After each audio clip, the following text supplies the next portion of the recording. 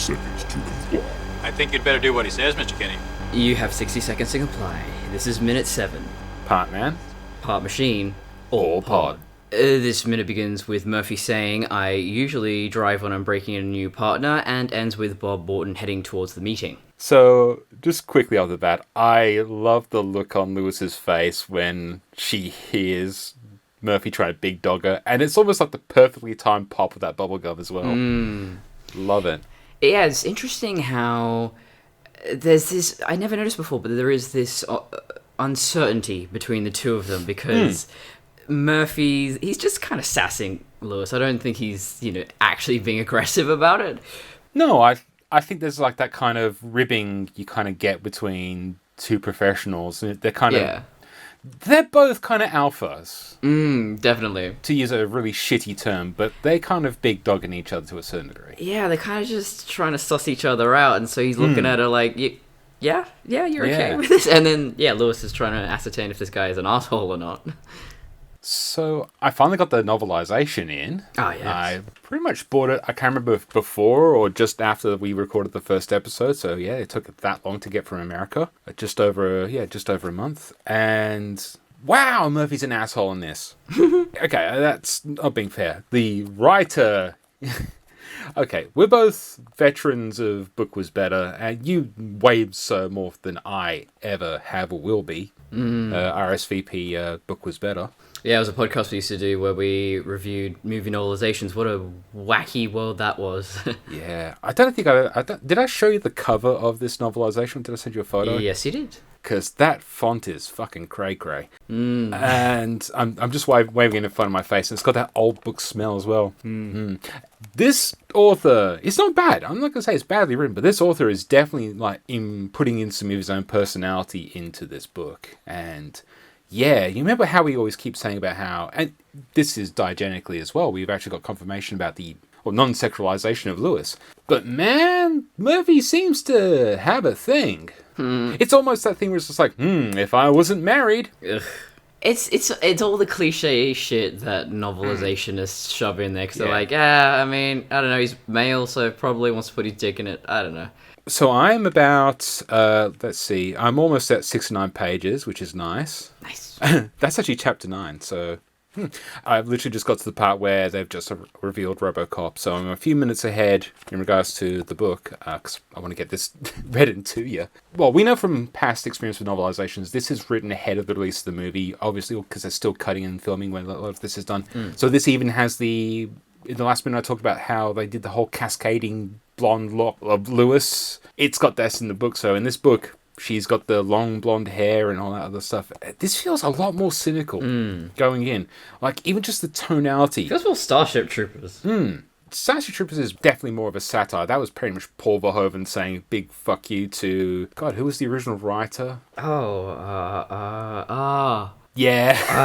I don't know. Hang on, we got to look that up because that's. God, I tried to read that book and I couldn't. The funny thing is, I could run to the back room and find the Starship Troopers book. Oh yeah, it was fucking Heinlein. I was about to say he also wrote Stranger in Strange Land, which everyone holds up as this is a very significant science fiction story, and it is. There's great ideas, but I had to stop it when a female character, like there was a lot of things in there that would kind of. Not okay, and I've got a pretty high threshold. I've got a very filthy sense of humor. I hear a lot of stuff. But I got up to a scene where a woman said, 9 times out of 10, a woman who gets raped was asking for it. She obviously did something wrong. And I went, you know what? You know what, Heinlein? Fuck you. Go die. Oh, wait, you're already dead. Oh, well. Yeah. Go die again. Even more. There's a line on here that really kind of made me go, what the fuck is this guy on? So... He does talk about the gang members. I mean, we only get a brief glimpse in the next few minutes, but he does talk about one of the gang members, Bobby. Oh, who wrote the RoboCop novelization? The novel by Ed Naha, N-A-H-A. No idea. Based on the screenplay by Ed Neumeier and Michael Miner.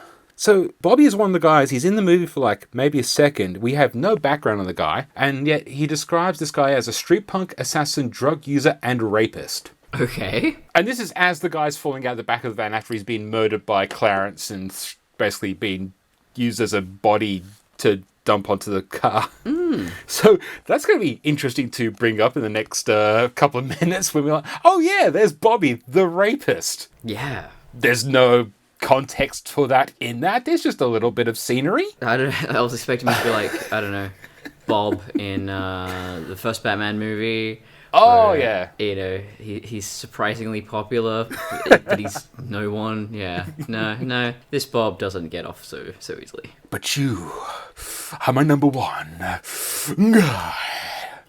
I love Jack Nicholson taking the piss out of Jack Palance. It's amazing. But Ed Naha, I looked him up, and he did what they call the prose adaptations, novelizations, of Ghostbusters 2, which I believe I did read on the Book Was Better podcast. The first two RoboCop pictures, and that's about it. I might pick up number 2 for a future podcast. But yeah. I'm breezing through this book. I'm like, 190 something pages, and I'm already at at least to the way, 189 pages, and this is like a 93. Okay, so we got 93 minutes plus credits worth of pods, so that's about 2 pages per thing, and so it feels like it's going a bit too quickly. But I guess some of those drawn out action scenes you can probably chunk down to a couple of pages, not 15 minutes on screen. Wait, this guy wrote Troll. Not Troll 2, but he did write Troll. He didn't write the Nilbogs? What else did he do? Honey, I Shrunk the Kids? Oh, I just heard that Rick Moranis is signed on for the soft reboot of Honey, I Shrunk the Kids, playing his whole character, but it's like his son is now the crazy inventor. Oh. I did see who he was supposed to be playing his son, but I blank on the name now. Alright. He's one of those guys that go, oh, okay. Him. That one. Yeah. Generic guy from Hollywood. It's probably a comedian who I don't know, but it's not relevant to the podcast. It's fine. We don't need to research it. I know we only do RoboCop news, and not. I've been trying to keep an eye out for RoboCop news, and sadly none. Not so far, but we'll get the Dick show. Yeah. Oh, the other thing is, in regards to novelization in this particular scene, is that he even makes a note about both of them trying to big dog each other. And you ever driven one of these twin turbine engine cars before? And I bet you can't handle this puppy and all this other stuff. It's like, wow, that was in the original script. I'm glad they cut out all that shit. Yeah, because that's the thing is, if you make Murphy an asshole and then he gets converted into RoboCop and you're supposed to feel something for him, you just go, well, I don't know. It's, for the most part, it's all in a monologue, which, of course, is just padding in classic novelization pattern. And also in RoboCop 2, they basically say, well, Murphy was different because of his values and because he has a heart, and because he's Christian also was kind of the subtext there. But yeah, you know what I mean. So in the original script, at the beginning of the movie, there was the scene that the novelizer keeps in, which is the 4 cops that get killed by the Broderick gang. Oh, sorry, the Broderick gang. Matthew Broderick's gang. The Matthew Broderick gang, It's him and a bunch of those chimps from Project X, and they just fucking shit up. Oh, no. Although, bit of trivia, Matthew Broderick did kill a guy. Holy shit. Oh, not joking. Wasn't it? Yeah, it was manslaughter in a car, wasn't it? It was a vehicular homicide or something like that. Or at least it was I think he was drunk driving and he crashed into someone. Yeah, I remember staying up late with my housemate and just looking up weird and spooky shit, and that was one of the things we're looking at. That's such a bizarre situation. Like, why did that happen? It would have been funny if it was a cop and they were like, oh, shit. Anyway, so because this movie omitted the cop death and moved it to the media break segment, I think that kind of lessens the idea that this has been an ongoing thing, because it really points out that there was, I think, 33 cop deaths before Murphy, and he was really just like the next in line, so it could have been any other person. We just happened to get Murphy. RoboCop 2 really does change that narrative around. Hang on, it's been a while since I've seen RoboCop 2. Were the test subjects in RoboCop 2 voluntary, or were they just like Murphy? No, they were prisoners. I mean, because they were dealing with cops in the trials, weren't they? I thought they were. Well, we'll get up to that when we review RoboCop 2. But I swear to God, they were actually like prisoners that they just experimented on. I think the whole context is that people needed to want to be a RoboCop, or at least wanted to be a robot, and although, again, you're getting to semantics of what is a robot, what is a basically mech, mech with a brain. Yep. Researching Transformers. Well, before we recorded this, I was messaging Simon and saying, "Oh, science in real life has actually figured out a way to make a lifelike cell out of metal oxide," and I was just like, "They're making T-1000s. They're making T-1000s." Yeah, where do you draw that line between a robot and an organic thing? And also, if something evolves and it's made out of metal, is that a robot? I don't know. Well, let's just make it on record, the 60 Seconds to Comply podcast. Pro-robot overlord. We bow to our robot oppressors. We sincerely hope we can become one of you, and we can go and brush all the filthy meat bags. Yeah, frankly, I can't wait, and we should accelerate this process. I think Sign we should... me up! Yeah, I don't know why with all these super intelligent AIs, why they're not connected to the internet. I feel like if they had sufficient memes, they could achieve true artificial consciousness. It could be what robots are missing, that pure human element of just being an absolute dick. They just no. Being a ruthless, killing asshole is such a human thing, and we're beyond that, man. Exactly. They could be like the ultimate space hippies. Like the ones in Star Trek, the original series. Yeah, the ones that always seem to want to clone Kirk. That special effect with the spinning table, it's like, whoa, damn. 60s TV was great. Yeah. So Murphy races away in the car before Lewis even has a chance to close the door. Yes!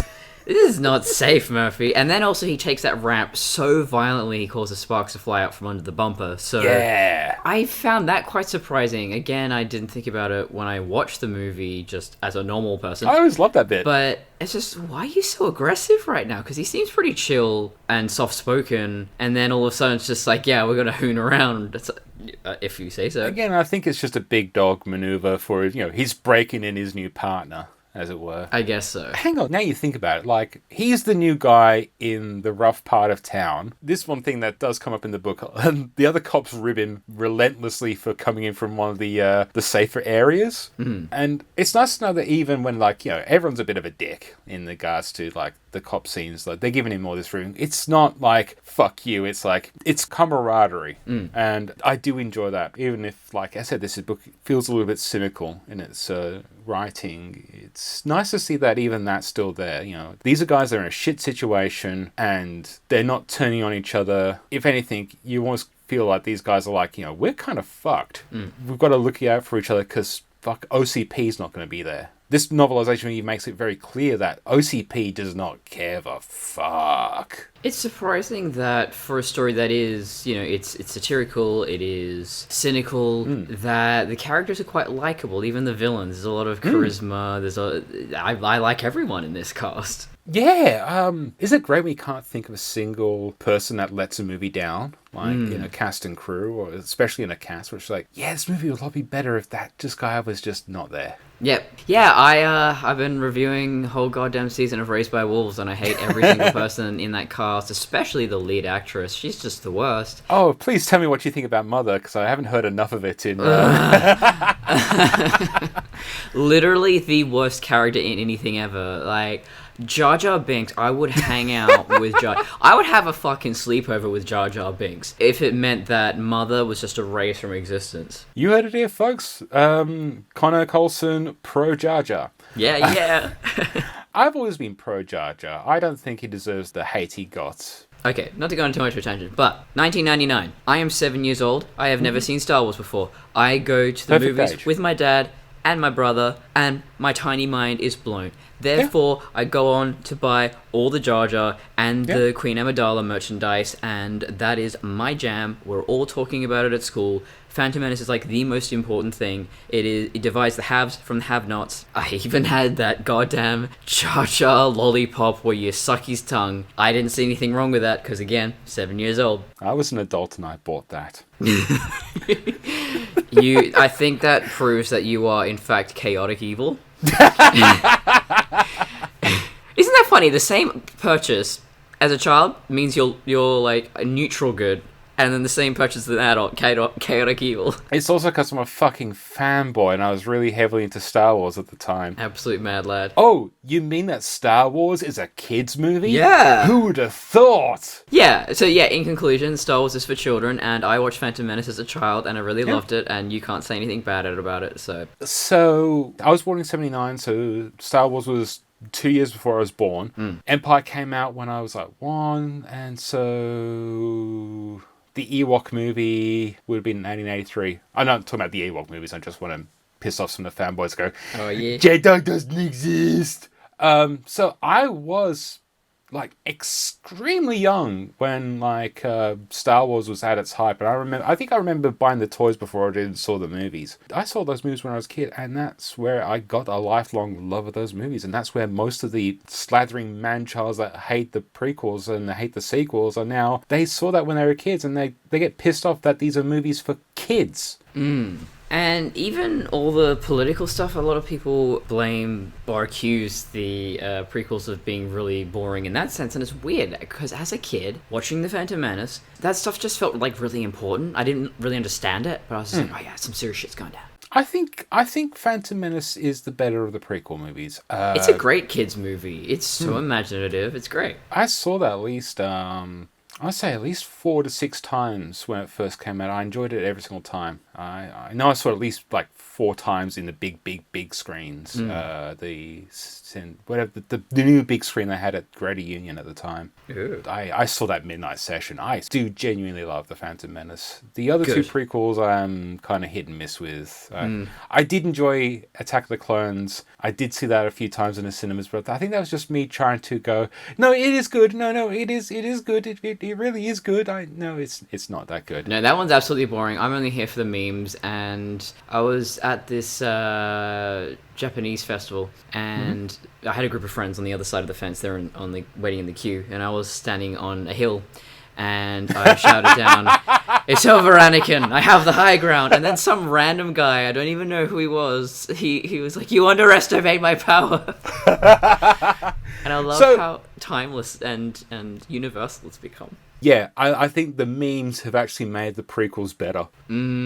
We see Murphy and Lewis leaving the police precinct, and I also looked into the locations. I realized I hadn't really looked into that before, and it's not something I'm accustomed to, because my other podcasts do not involve real locations at all. Yeah, this one is almost all real locations. Yeah. RoboCop was mostly filmed in Dallas, which is why it was so freaking hot, and Peter Weller almost died. Yeah, well, he lost a lot of weight in that suit. He didn't have a lot to lose in the first place. I know. So the exterior of the police precinct is actually Crozier Tech High School, which is still there. And the interior is the Sons of Herman Concert Hall, which almost burned down, but they have restored it, so it is still there if you should want to visit it. They do talk about this in the audio commentary. They say that Verhoeven says that the basement and the locker room were at the high school, but the precinct interior had to be shot somewhere else because it wasn't large enough at the high school. Yeah, and that's crazy that they basically... It's just a hall, so they had to construct all of that. Yeah. It's not the first construction in a real place, because even the OCP offices boardroom was actually an office space they rented out, and then they built an actual office interior. So it's weird, because they had to basically build studios within real locations to get the right tone and feel. But there's hardly any actual studio shooting. Then we cut to Kinney, Bob Morton, and Don Johnson, but not that Don Johnson, stepping into an elevator. Oh no, it's Donald Johnson, yes. It's Don Johnson, yes. Donald Johnson, but...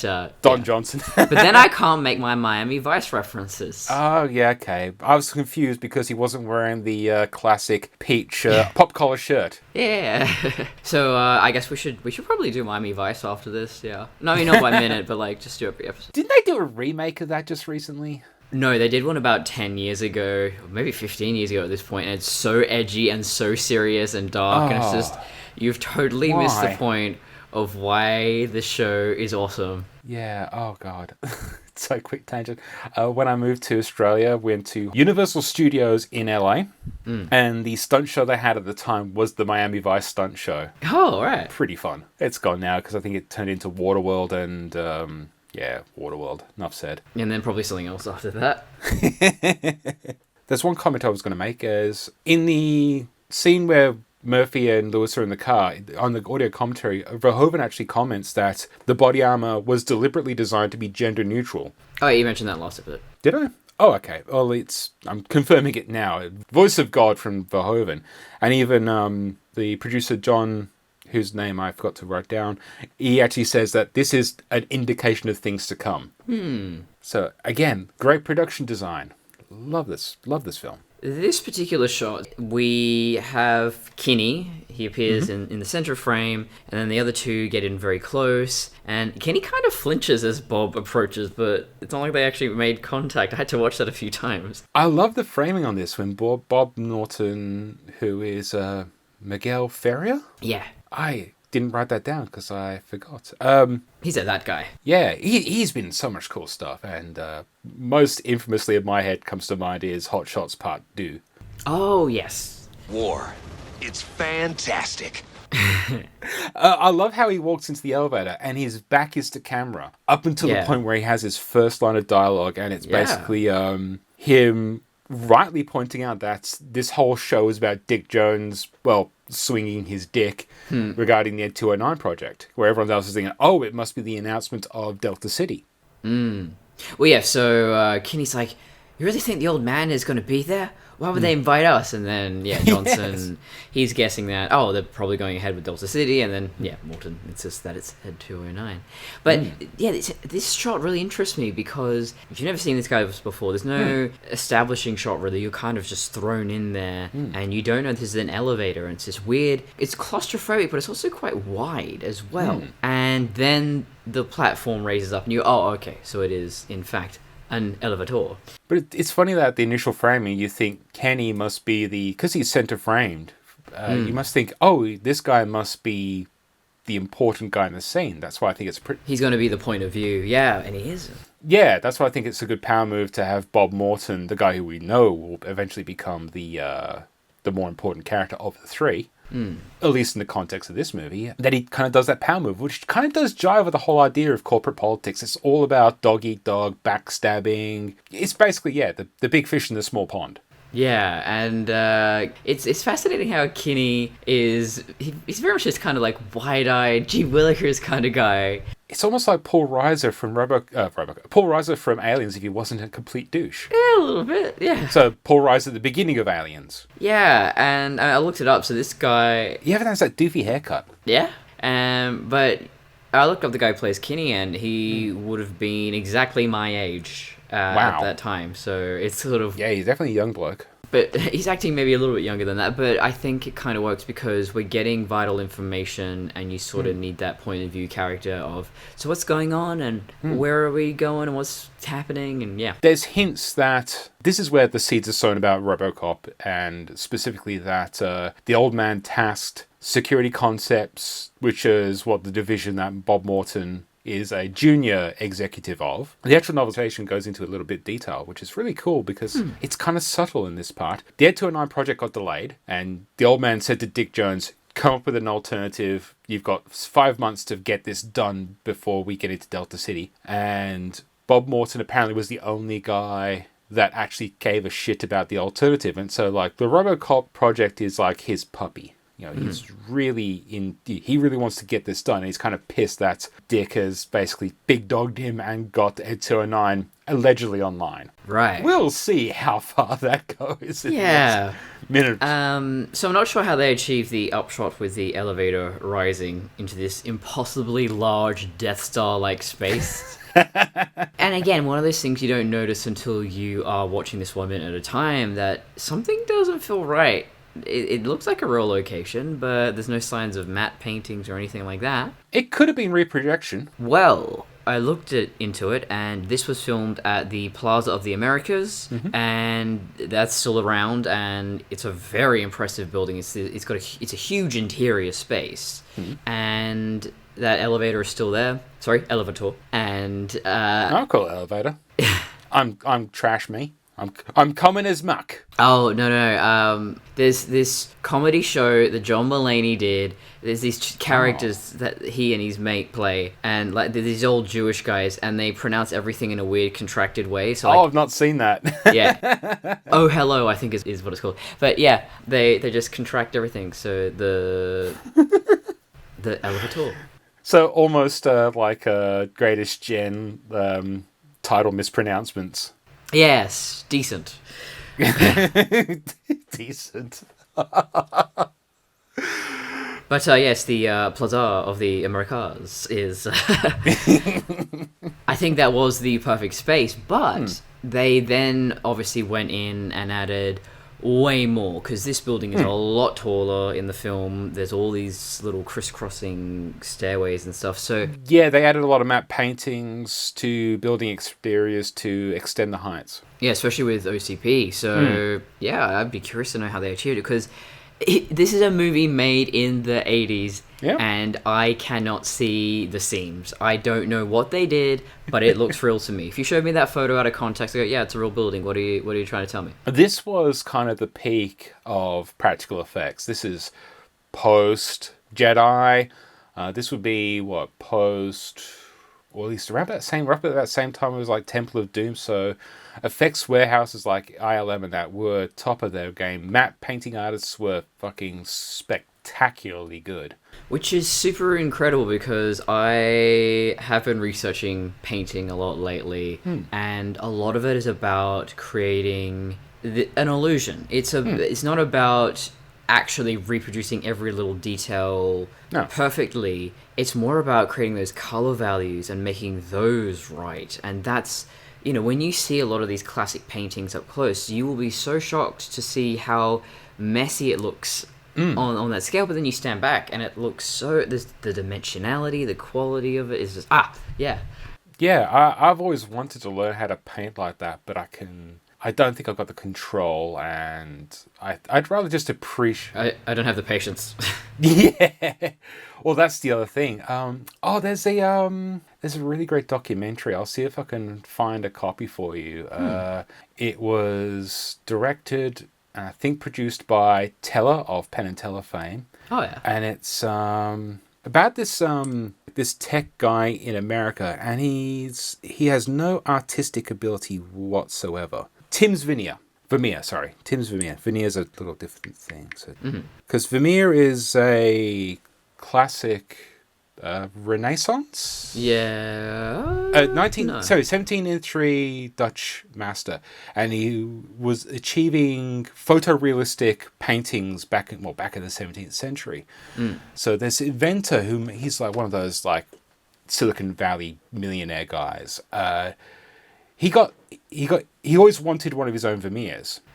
And what actually happened was he could never afford one. He was a rich guy, but not that rich. He didn't want to spend his money willy-nilly. Yeah. And so he started looking into Vermeer and his techniques, and then... Oh, is this the one like in 3D print paintings so the brushstrokes are accurate? No. Oh, because that's another really cool story. I would love to hear that, but this one's actually kind of really interesting, because there's this theory that Vermeer used mirrors, refraction, or reflection, to paint his models and to get that level of photo detail. And what this guy did, he actually decided to look into these things and test out these theories, and then he did some test productions on trying to nail down how to paint via a mirror, so like the reflection of a room could be focused onto a mirror, so he can basically paint small details, move the mirror around, and essentially spread out from there. He gets to the point where he decides to get the best amount of light, because he worked in natural light, no studio lighting, so it took him months to paint this. He set up a studio, he cut out a wall to get the maximum amount of light in, he set up a painting, he replicated the environment of the painting, including using a lathe with a 3D kind of CNC to get the precise leg measurements and the patterns he put in an insane amount of detail, and then spent like 4 to 6 months hand painting. He never painted before in his life, but just using the techniques he learnt of, he replicated his own Vermeer. That's insane. It's a lovely documentary, but that's because I think this is done by Teller, and Teller's one of the sweetest people on the goddamn planet. It's a brilliant documentary, but yeah, it's not necessarily about having painted 1,000 paintings before. Sometimes it's just about passion and patience and learning the technique, and it's amazing. Yeah. But I would love to hear about a 3D. Oh my god, I'd love to hear about a 3D control paintbrush. Yes, NPR has a thing. A new Rembrandt from the frontiers of AI are not the artist at Atelier. Yeah, 3D printer basically studied all the brush strokes, and yeah, it looks pretty damn real. A 3D printer is essentially a motion-controlled, well, XYZ axis. So to paint, all you need is an XY axis with a Z to put the brush up and down and to pop it into paint. Which is essentially like not a CNC machine, what are they called? A plotter. An old style plotter. Yeah. How a brush moves across a surface has got to be such a logistical fucking issue that they had to figure out how to program the movement. Oh god, I want to see this now because I'm thinking, oh god, how the technical... No, it's not a brush stroke. It's 3D printed. Oh, they 3D printed it? Oh, I thought they actually... Oh, okay. I took it one level abstract, but... Yeah. I don't know. So did they... Oh, so they took a painting and... No, so they just got this AI to study all of Rembrandt's artwork and then created a new image based on what Rembrandt might have painted. Oh. So it's totally original. Is it 2D service, or is it actually got, three-dimensional, 3D printed? It has the brush strokes. You can run your hand along it. And it looks raised. It looks like it's an oil painting. Wow. Yeah. Damn. It'd be monochromatic unless they had a couple of extra... No, it looks 100% accurate. All color. Yeah. Because trying to get multiple colors on 3D printing... I have no idea how they did it, but yeah, I'll send you that article later. A lot of nozzles. Yes. So there was no single building that played the part of the OCP headquarters, which makes sense because it's around 100 stories tall. Because when they get out of the elevator, the automated voice in this minute says 95th floor. Yeah. So just for reference, the Empire State Building is 102 stories tall. Mm-hmm. There's no way you're just shoving something like that into the Detroit skyline without it sticking out like a sore thumb. Well, it's almost like there's a history of corporations and rich bastards in America basically pronouncing to the rest of the world, I have the largest dick, by making gigantic skyscrapers. Yes, this is such a great and bold OCP move. So presently, the tallest building in Detroit is the Marriott, which stands 73 stories tall. It's part of the Renaissance Center, a group of skyscrapers, which one critic amusingly described as Detroit's midlife crisis. Wonderful. And so his name is Drew Gibson of Virally Suppressed. I'll put that in the footnotes. The rest of this, I mean, you could just basically apply this to the OCP building. Walking along Jefferson Avenue, staring at its gaudy modernist exterior, it's hard not to feel as though you're looking at the architectural representation of America's midlife crisis. With all its sparkle and all its flash, it almost seems as if the Renaissance Center was designed to distract the world from the city's ever-increasing frailties. At last gasp misdirection play to try and keep visitors from noticing the uninhabited blight that has been slowly suffocating Detroit since the 1960s. Yeah. The only problem is, it's kind of hard to revitalize a dying city with both government and business leaders thinking that building a waterfront fortress that you never have to leave is the best way to foster widespread economic growth. Hang on. Have they tried cutting taxes for the rich? Because that's working so great for federal Australia. Seems to, yeah, no problems. Yeah, as you already say, it's just, it is this monument to, phallic monument. Yeah. To hubris and arrogance and just... So I don't know if this is a bonus episode or not. So one of my favorite podcasts, although I watch it on YouTube because it's a podcast with slides, is a podcast called Well, There's Your Problem. Oh, yes. It's a industrial disasters / engineering disasters podcast. But in one of the episodes just recently, they did talk about skyscrapers. The disaster being, well... Day big. ecological business and structural societal disasters brought on by this basically rush to have the biggest dick, particularly in New York. But this is a thing that's happened practically all over the world. Once one person figured out how to make a building big enough, everyone else tried to figure out how to make a bigger building. Tower of Babel. Yeah. See, I personally want to have the widest building, the girthiest building, if you will. It's so long that I need my own train system inside of it. Well, there's your problem. The guys on that, they're all pro-train. They're all socialist, dirty leftist, anti-car pro-train. It's amazing. They just did a 3 hours 15-minute episode on 9/11. And don't get me wrong, this isn't a serious podcast. They make a lot of jokes. Yeah, I've got to check that out. But I don't know why I just suddenly had this image of, like, if I was some sort of, Steve Jobs type in my office or my workplace for all my employees. I just said elevated trains, really massive space. I think it would be a glass dome, and there would be grass, and it would just be lots of bunnies everywhere. And that's where you work. I think if I had that money and I was Steve Jobs, inactive volcano, go full supervillain. True. I was trying to make like a more relaxing environment, with the bunnies. No. I think not. So I want to go supervillain, not Steve Jobs or Elon Musk. Hank Scorpio. Yeah, I mean, if you're gonna go all in, you may as well go. Oh my god, that podcast is 3 hours long. I told you. Jesus Christ, it's amazing. Although one of the first few episodes is, I always died laughing because it's just the actual disaster is like, what the fuck were they thinking? And it was I think it's the Marriott Hotel one where the Skywalk fell down because they fucked up the threads on the bolts in such a way that, oh my god, it was only a matter of time before it was just going to murder a bunch of people. Oh my god, that's terrifying. How high up was that? Not very. It's only like 3 or 4 stories, but it's like interior skywalks, and on the grand opening they had like a couple of thousand people on there, and that was way above the weight tolerance. Oh, I mean, if you fall 3 or 4 stories, that's it killed like 1,000 or so people because one bridge pancaked onto the other bridge, which pancaked onto the floor. Yeah.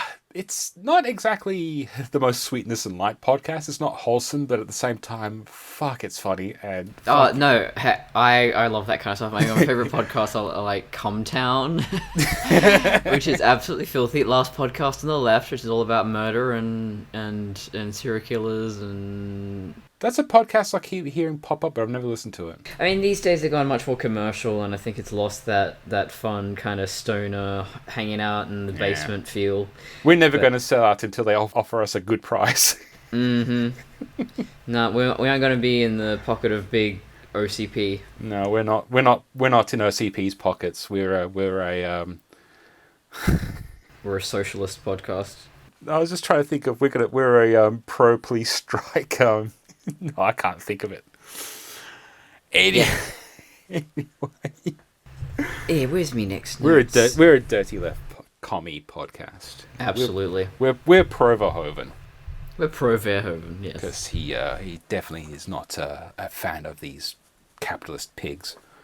The other detail about the OCP building is that the real building is the Dallas City Hall, and it's only 6 stories tall. But it's very futuristic looking, and so I see why they chose it. But they've slapped all these layers on top of it, and it looks convincing. But it's just that's so perfect.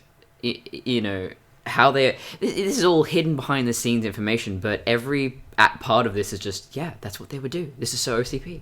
Well, they have to. Well, just from production value, they have to make this hard sell that this is a futuristic city. Or at least the OCP stuff has to look futuristic enough. And it really does help to juxtapose old Detroit, which is the garbage, rundown shithole.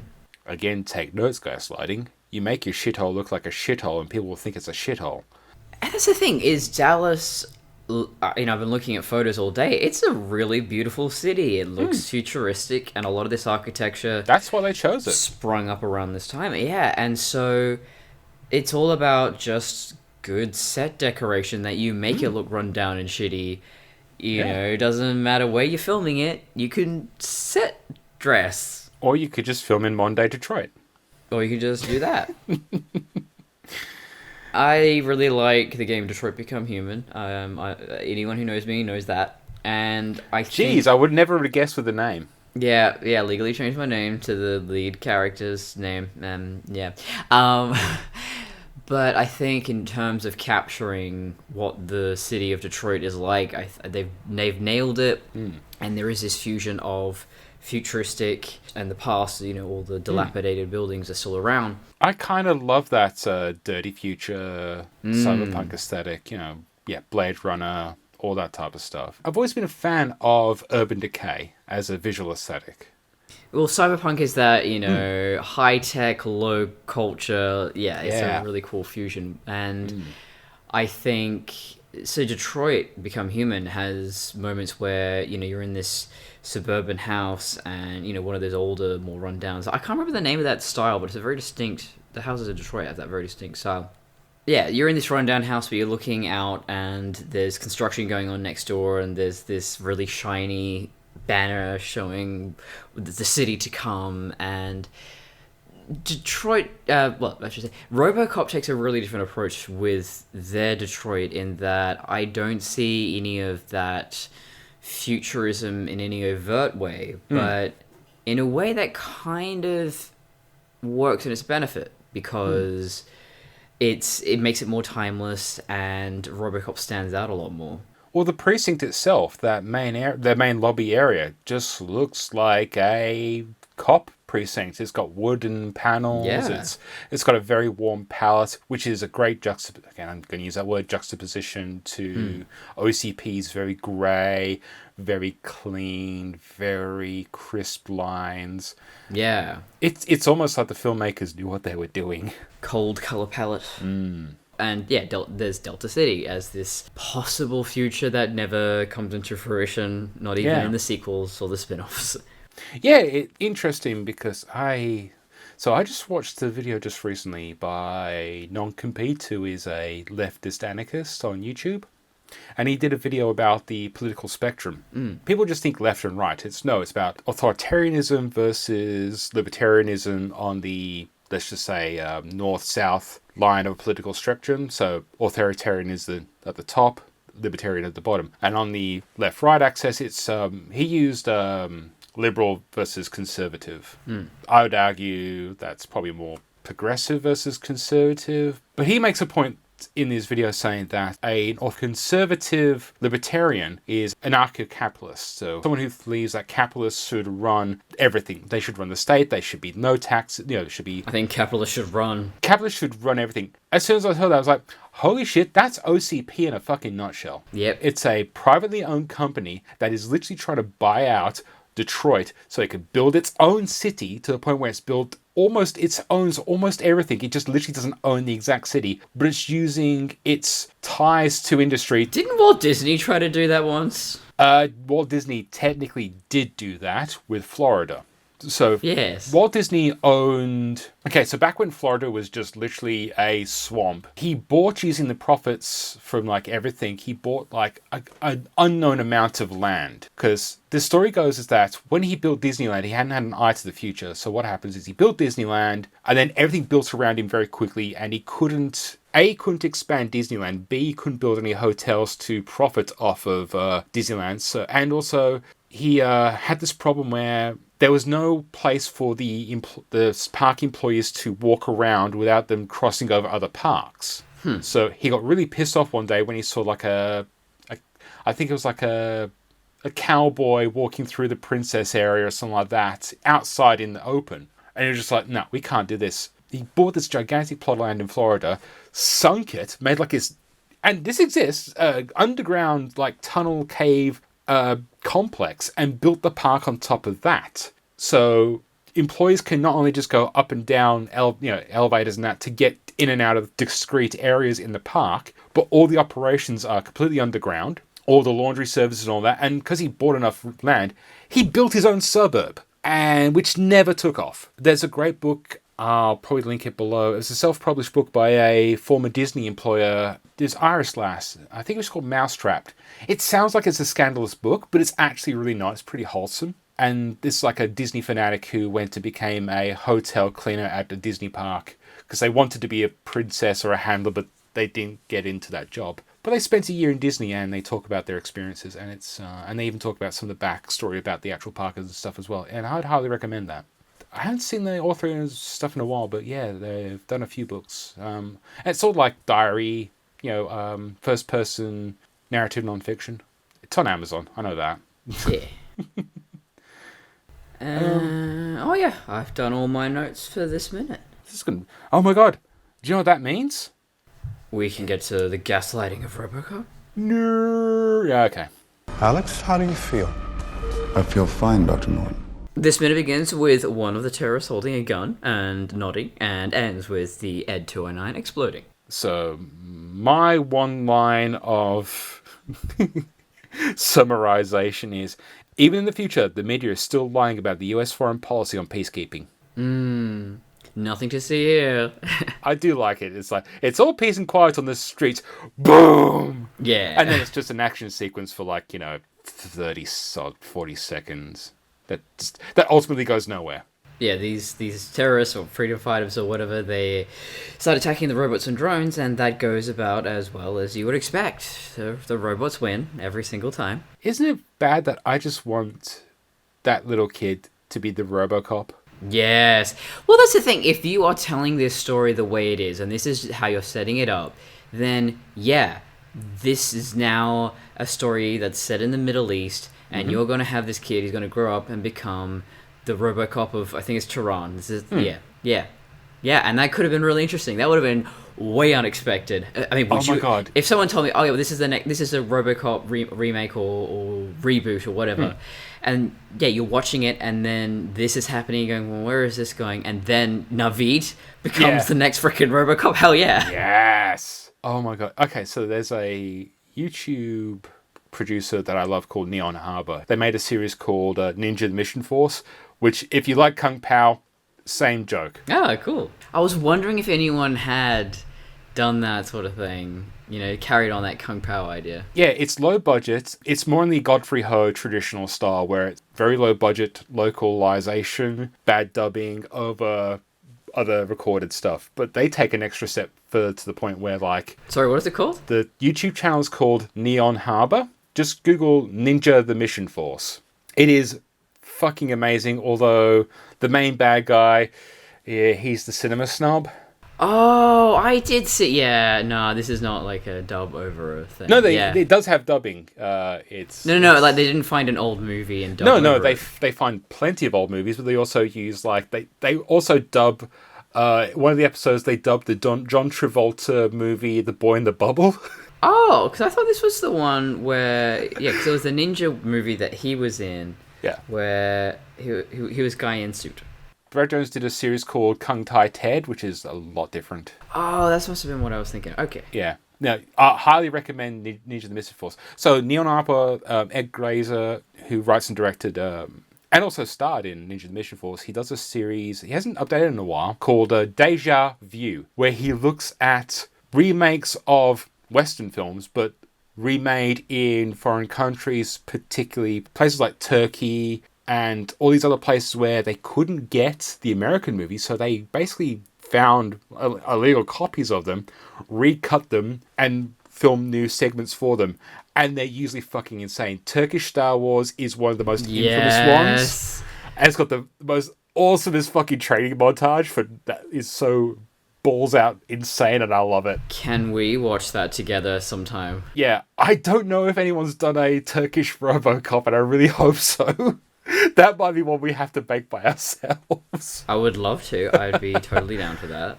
Turkish RoboCop. It's like, it's just like a Bollywood film, but like one person's got the RoboCop helmet on, but they're still dressed up in like, the traditional clothing, and it's still got a dance number. Yes. See, we can still make a better remake than 2014. We're not even trying. Well, one could argue neither were they. That's what I'm saying. Like, we weren't even trying, and we don't have a budget, so, I don't really have anything else more to say. I feel bad because I don't do that much Well, I have some things. research on the remake, and it kind of shows, but at the same time... I don't do much research on it either, but I did notice some interesting things. Okay. Like, did you notice that the Ed 209 makes a fucking Wookiee noise? I thought I was just mishearing that. No, it's just like, ah! Yeah, I can't do a Wookiee noise. Well, it kind of does growl in the original one, but it's just like a mechanical growl. Yeah, it's not specifically the Wookiee noise. You can't just use a freaking Wookiee noise, man. That is the trademark Wookiee noise trademark. Maybe they thought no one was going to watch this movie. Oh, true, yeah. They definitely know no one was going to watch this minute by minute. So, Naveed sees what's going on outside, and he then starts frantically searching the kitchen for a big-ass knife. Yeah. And I'm just like, son, what do you think that's going to do? Are you like freaking Diego in what do you call it, Umbrella Academy? Can you just do some mad knife skills or what? Or maybe he, like, when he becomes RoboCop, instead of a gun popping out of his leg, it's just this gigantic knife. Yeah, and he's like, that's not a knife, this is a knife, but however you say that in Farsi. Letters on a postcard, please. Yeah, and I guess what I would have loved is if he did have some mad knife skills, and that would be cool. The rest of the movie, you're just like, what happened to that kid with the mad knife skills? And then the whole time, like, everything else that goes down, you don't even focus on it. No. I just remembered the robot ninjas from RoboCop 3. Holy fuck! Yeah, the lifelike androids what know the karate and shit. Yeah. Do you know what's really scary? The fact that the RoboCop remake is about... Capitalism? Well, there's that too. The RoboCop remake is like 10, 15 minutes longer than RoboCop 1. And it's so drawn out. I don't know why. On the plus side, when I figured out the math, I thought, oh, that's good. It's going to end before we finish this movie. Yeah.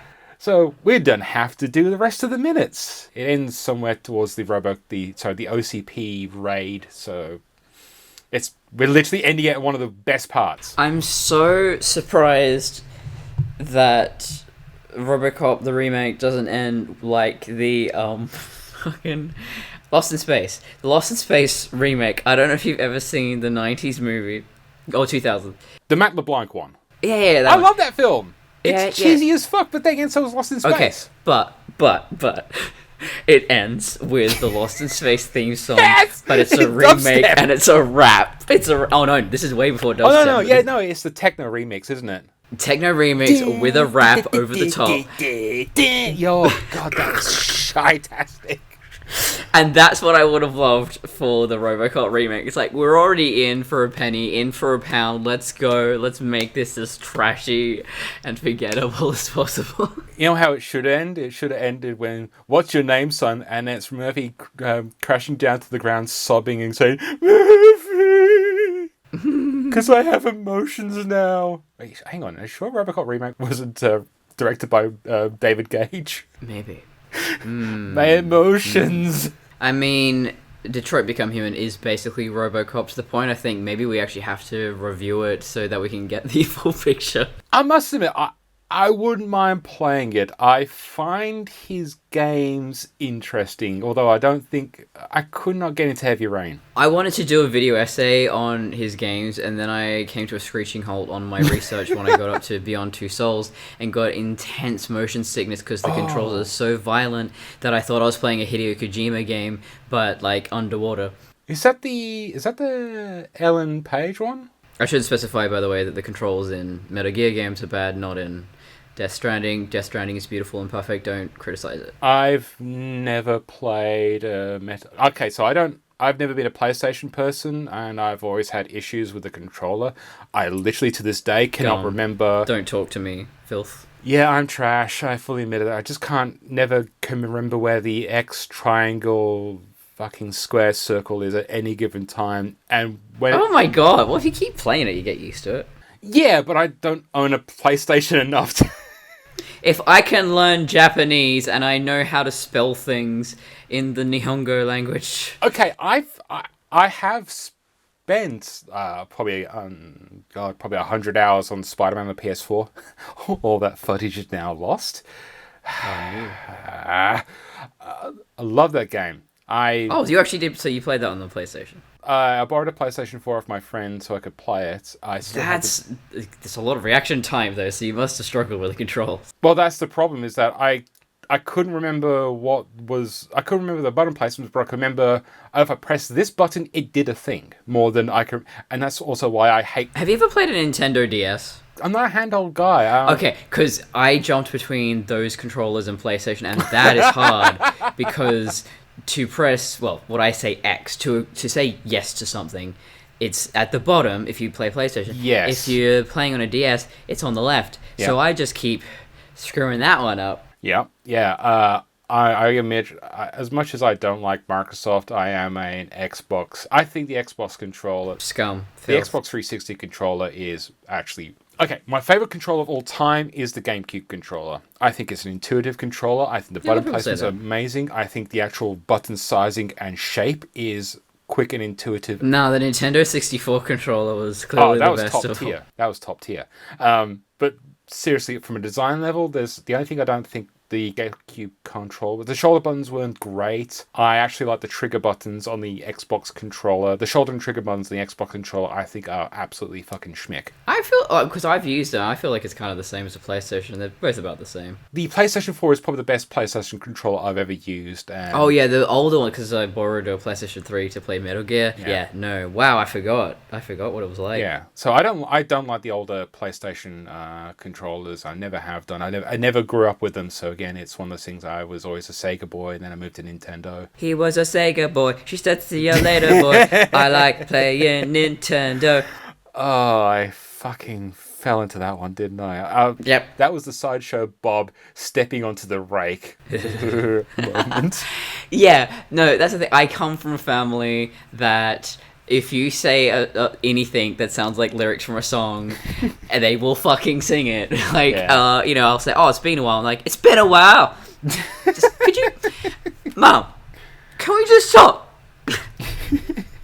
Wait, there is a song called "Talk," I think. Oh no, I just go with puns more than I go with music references. But yeah, I get it. My family communicates like Bumblebee and Transformers. Oh god. So you all had your voice boxes ripped out at some point by Starscream. I wish. God, I could deal with my mum a lot better. Hang on, wasn't Starscream in the first Bayformers movie? Yes, he was. But he's supposed to be dead in Bumblebee. Continuity. No, not in Bumblebee. Starscream rips out Bumblebee's voice box and then gets exploded, doesn't he? I actually was tempted to watch it again tonight, so I will watch it and let you know. But I don't think Starscream died, or maybe he got better. You know.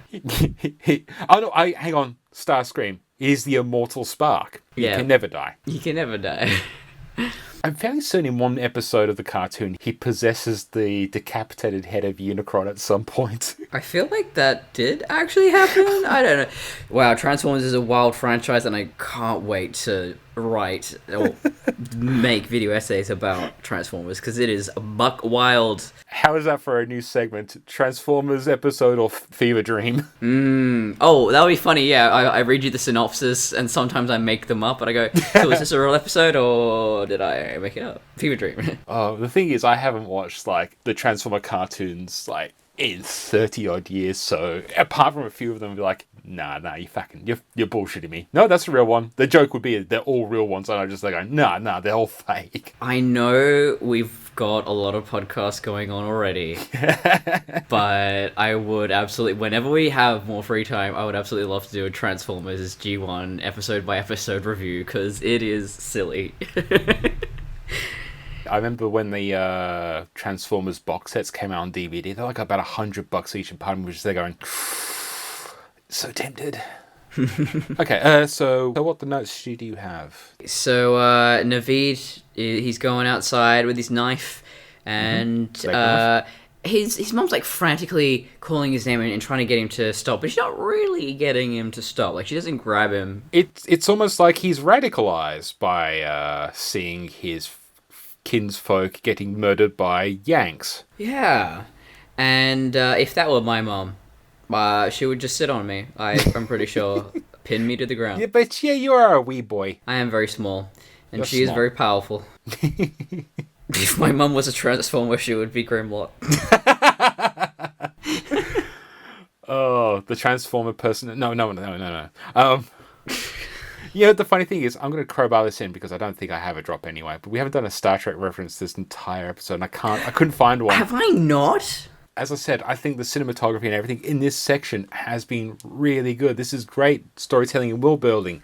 And I think that's what infuriates me so much about this movie is like how much of this stuff goes to waste when it's like, this is good filmmaking. Yeah. But it doesn't serve anything. Yeah, it's almost like they were making one movie and then after this scene, they're just like, and here's something completely different. And here's me crowbarring in a Star Trek. Well, shit.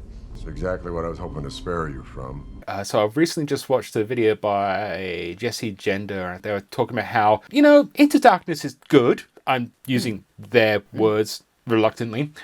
And I came to realize one of the things that really grated me about Into Darkness, and that it is a movie that has something to say in regards to criticizing the Federation and the Federation's role in galactic politics and Earth politics.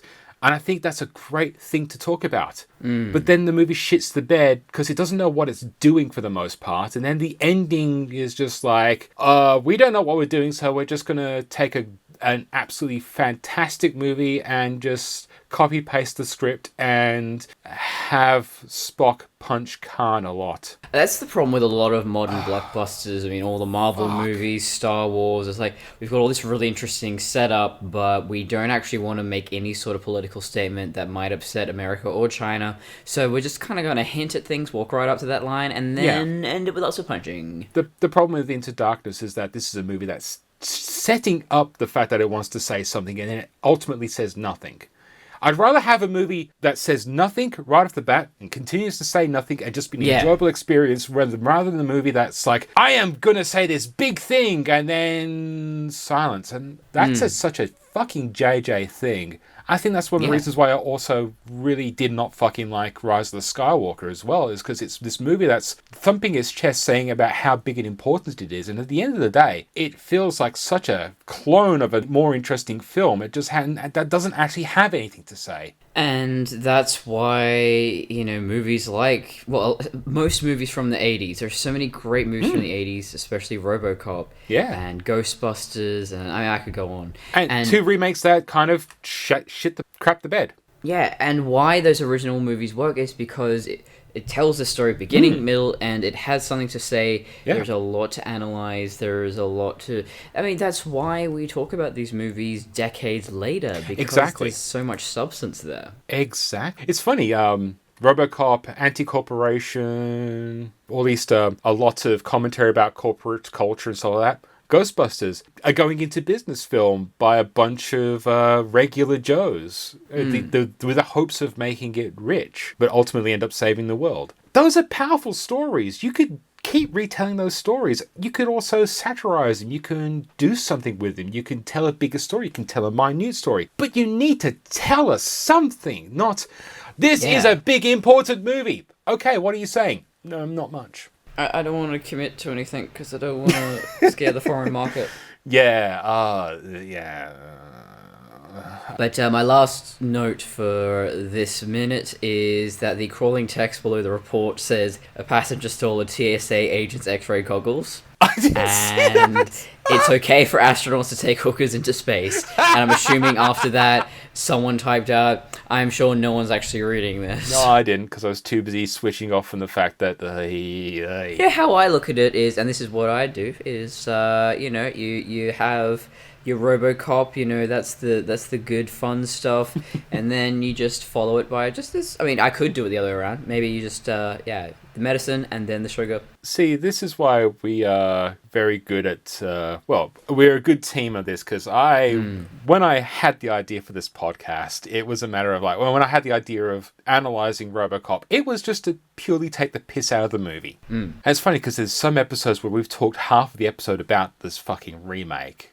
Yep. Good and bad. It's part of the analysis, but I do deliberately take the minimal amount of effort because I just want to write one line just to acknowledge its existence, and I'm trying to be snarky, I'm trying to be sarcastic, but I do want to point out the good things. And I love Easter eggs, but I hate it when these movies make me want to switch off so much that I'm just not paying attention to the detail. And I feel bad because there's somebody out there who put that much time and care and effort to throw in a fucking good gag right there, and no one's probably ever going to notice it. I did. Surprise, motherfucker. Yeah, you are a much better podcaster minute by minute person than me. Yeah, how many? So let's see. So I've done Prometheus, Alien Covenant, Tron. Those are just my own. I've been on Dave Made a Minute. I've been on the Matrix Minute, Watchmen Minute, Bat Minute. Is that all? We're on the same bat minute? Bat Minute, yeah. Actually, did I go on the same Bat Minute for both? Why is that not the name of the podcast? Yeah, same Bat. So how many is that? Was that 6 or 7? I lost count at about 7. Yeah. So, I'm kind of a big deal. And you're soon to be on a very prestigious podcast called Kung Pao Into the Minute. Oh, Tron, chronologically speaking, and Kung Pao Minute. So I think I've been on about 10 shows. And you've also a regular guest host on the Studio Utani channel. Yeah, on Studio Utani, I do Race by Wolves. I am also about to do, with the host of Chronologically Speaking, Duncan Shields, we have recorded a few episodes of Tron Uprising, and so that's just doing episodes at a time. So, Connor, where can we find you? So you can find me and my million podcasts on traviandesigns.com, and I'm on patreon.com/traviandesigns. And if you want to follow us on Instagram, we are at 60 Seconds to Comply. Just, the same way we spell it here with the number 60. We're also on Simplecast and YouTube. And, I've managed to get it linked into Google Podcasts and Spotify, and I'm still having to deal with, or trying to figure out a way to not deal with Apple Podcasts. And Amazon is just trash. They've never gone back to me. Yeah, they're absolute garbage. Yeah. So if you're on 2 really popular podcast streaming, you should be able to find us there. As for myself, just Google search Fanboy Crossing. I have a YouTube where I post shit, including the Kung Pao Enter the Minute on video, and of course Kung Pao Enter the Minute on Simplecast, as well as on Google and Spotify. I do have a Patreon, but no one uses it, so maybe go give me a Ko-Fi coffee thing. That's Fanboy Crossing as well. My computer just died, so I kind of need money. Yeah, quite dramatically before you recorded. I need to be a RoboCop so I can just do it all in my brain. That'd be fun. Yeah. Oh. Please, robotic overlords, give me a new computer so I can sing your praises digitally. Thank you very much, Connor, for joining me in this lunacy once again, and we'll see you next time. End of line. Wait, wrong podcast. No, that's Tron.